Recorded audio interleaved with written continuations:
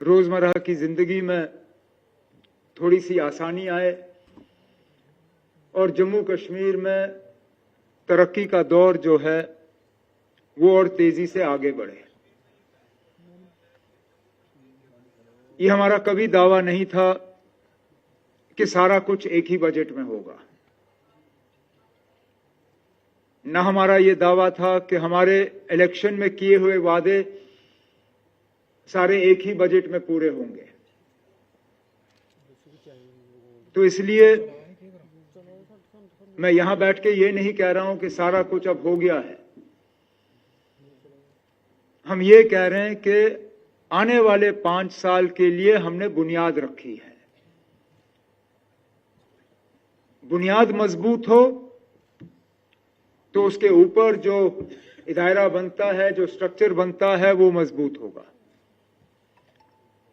अगर बुनियाद कमजोर रही तो जो आप उन बुनियादों पे कायम करने की कोशिश करोगे वो रहेगा नहीं।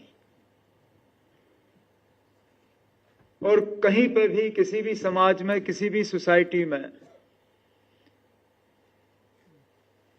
जब ख्याल रखना है तो सबसे पहले ख्याल उनका रखा जाता है जिनको सबसे ज्यादा जरूरत है।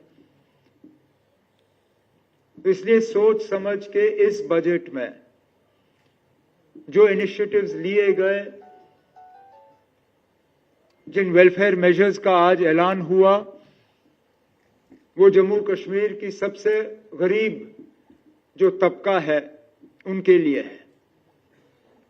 ये बुनियाद है। आगे जैसे जैसे हम जाएंगे और हमारी माली हालत बेहतर होती जाएगी, जो सोशल वेलफेयर मेजर्स हमें लेने होंगे उनका दायरा जो है बढ़ता जाएगा। लेकिन फिलहाल मैं अपनी जगह मुतमैन हूं कि जिन हालात में आज जम्मू कश्मीर है, फाइनेंशियली और एक यूटी की सूरत में, ये जम्मू कश्मीर के लिए एक बेहतरीन शुरुआत है। और मेरी और मेरे साथियों की, हमारी हुकूमत की लगातार कोशिश रहेगी कि जम्मू कश्मीर के लोगों को इस इलेक्शन में हिस्सा लेने का भरपूर फायदा हासिल हो। तो ये कहते हुए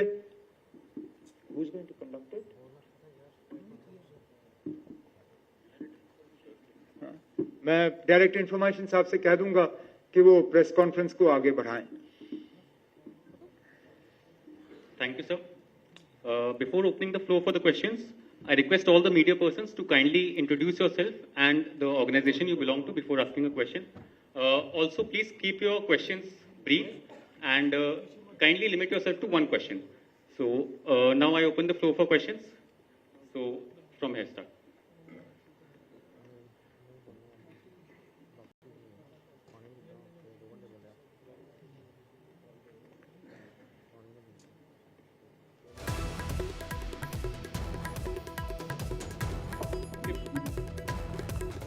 Good evening, this is Shruti Khota from Jammu Kashmir. Sir, my question is related to what you are in your maiden budget.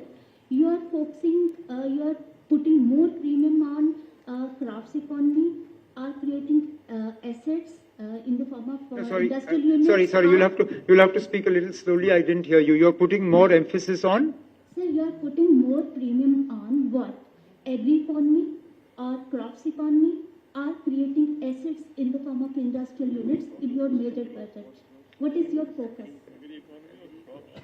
So, agri-economic crafts. Oh, okay. No, our emphasis is not on one particular sector. Our emphasis is on taking J&K forward in a balanced manner, focusing on asset creation, focusing on improving the economy. In improving the economy, we want to focus on all three sides: the primary sector of the economy, the secondary sector, and the tertiary sector. So that means manufacturing, services. We have looked at all of these. I talked about growing the industrial base of Jammu and Kashmir, starting and expanding our industrial manufacturing areas. I have talked about the startup policy and giving a boost to entrepreneurship. There's also a renewed focus on agriculture and horticulture. Tourism is a major sector of our economy. We are looking to grow tourism arrivals both in Kashmir as well as in Jammu. Horticulture, of course, is an important facet of our economy. So it would be wrong on anybody's part, including mine, to make the case that we are focused purely on one part of the economy. That is on the economic side. On the governance side, as I said, there are initiatives for improved governance, for asset creation, and for improving the social network, the social net that is available to our weakest sections of society. Question from there.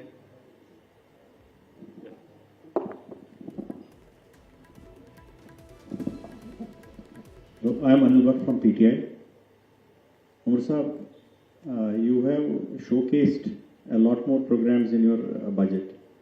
One important factor that we generally talk about is the agriculture or tourism-based economy of J&K. But never has the focus gone to the hydropower, which is the biggest economy in terms of, in fact, it can be 20,000 crores economy for J&K.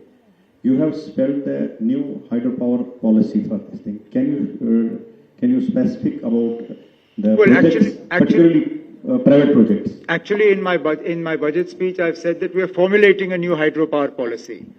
It is currently at the formulation stage within the Power Department. And as soon as we have the policy, the framework of the policy is ready. It's just that it has to be added to.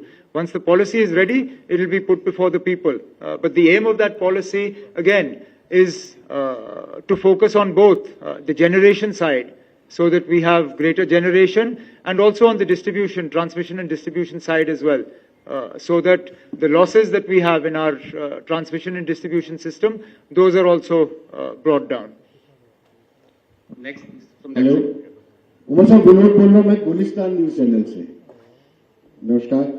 मैं budget एक glass पढ़ रहा था, उसको देख करके मुझे लगा कि हमारा रेवेन्यू एक्सपेंडिचर बढ़ा है और कैपिटल एक्सपेंडिचर कम हुआ है। कैपिटल एक्सपेंडिचर 19% है और रेवेन्यू एक्सपेंडिचर आप अंदाजा लगा सकते हैं।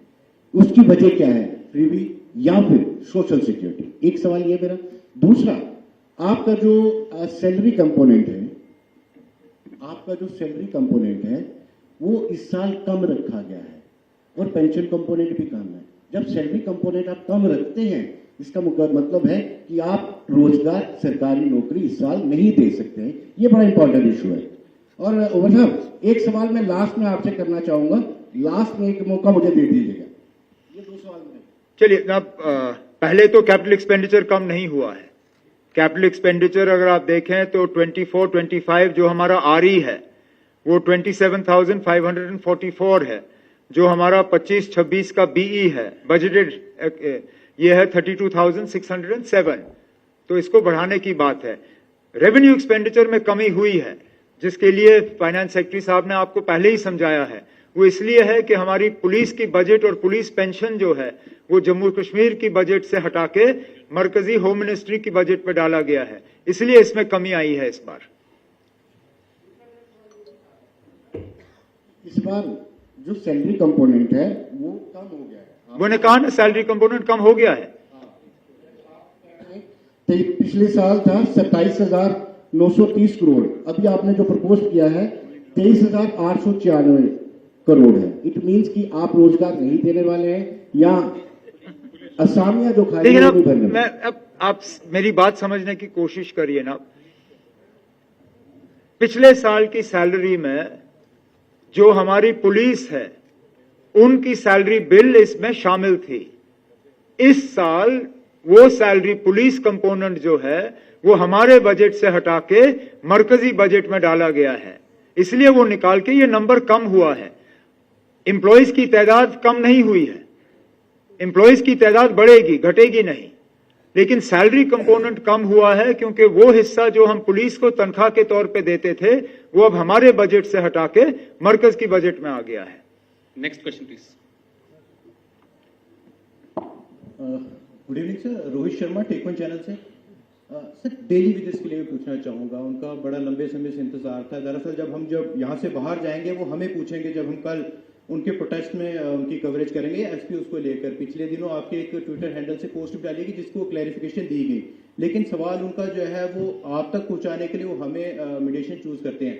क्या कुछ उनके लिए निकल कर आ रहा है? सर एडिशन करूंगा AA वाइज के लिए जो आपने बजट लाया है, नो डाउट बहुत ज्यादा बेनिफिट उनको मिलेगा, but don't you think sir कि BPLs का जो पैरामीटर सेट किया गया है उनको एक बार फिर से सर्वे करने की जरूरत है ताकि जो APLs में आज की डेट में फॉल कर रहे हैं वो इसका बेनिफिट नहीं ले पाएंगे सर? अब जहां तक डेली वेजर्स और इनकी बात है, उनके लिए एक पॉलिसी हमें बनानी होगी। पहले तो ये है कि हमें उनका नंबर तय करना होगा, क्योंकि आप जिससे बात करें नंबर बदलता रहता है, कहीं पे भी एक नंबर हमारे पास है नहीं। जब हमारे पास नंबर होगा उसके बाद उनके लिए हमें क्या पॉलिसी बनानी होगी वो हम तय कर सकते हैं, लेकिन जरूर उनके लिए कुछ ना कुछ तो करना ही होगा।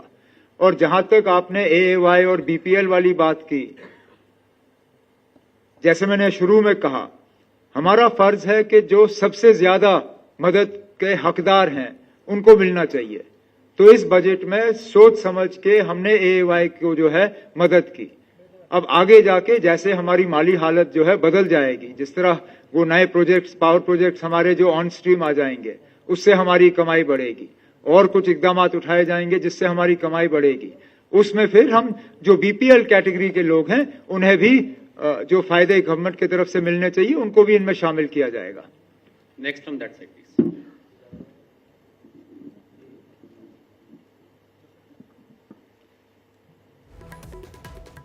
You can have from this.